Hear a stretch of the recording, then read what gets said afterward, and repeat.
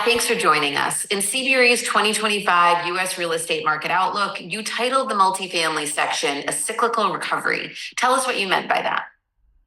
I did. And it really is just as it sounds, Julie.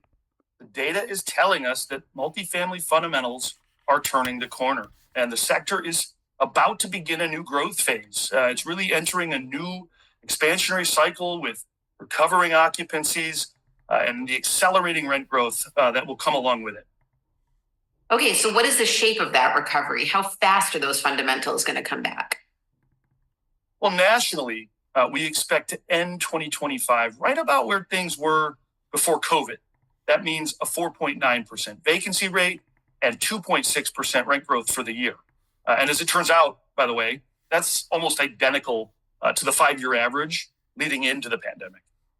But what I will say, I think, is just that not all markets are going to follow this same near-term path. Longer term, yes, we expect much less variation across markets. But in the very near term, markets with stronger and that more negative supply side headwind will continue underperforming. Markets across much of the Sun Belt and the Mountain States regions will take a little longer to recover to that level of pre-pandemic performance. But good news is they are expected to move in that direction throughout 2025.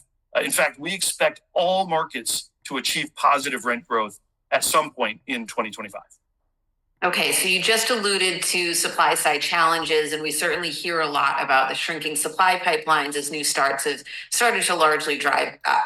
So what does that look like going forward for multifamily? You're right, Julie. Multifamily construction starts are down significantly. We expect they'll be down almost 75% from their peak in, say, mid-2025. This is also, by the way, 30% below the pre-pandemic trend. But new properties are still getting started. And we don't expect this period of zero new supply. We expect a period of low new supply.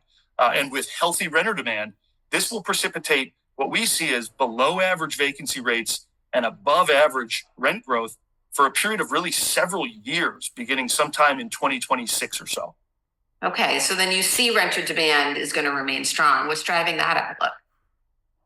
Well, it's typical things like job growth and household formation, which remain positive. But today, the relative cost of buying compared with renting a home is propping up renter demand. And it's helping today's multifamily owners maintain their existing occupancies.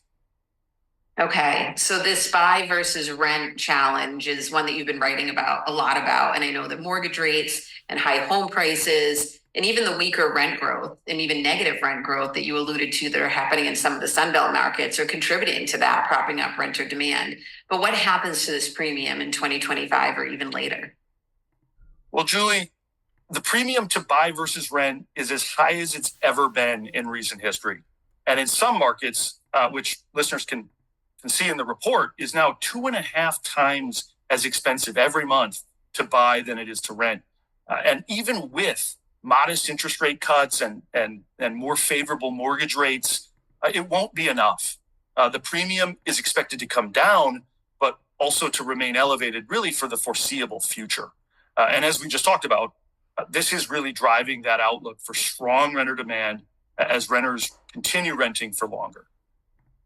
So you have really displayed how interconnected the housing market is. So if I had to challenge you with one word, what is one word that you would sum up the 2025 outlook with for multifamily? I like the word confidence. I think the data will continue confirming this outlook that the new cycle is here and that folks in the multifamily market will gain the confidence that they need to execute on their multifamily investment strategies. Well, Matt, as always, a pleasure. Thank you for your insights today. Thank you.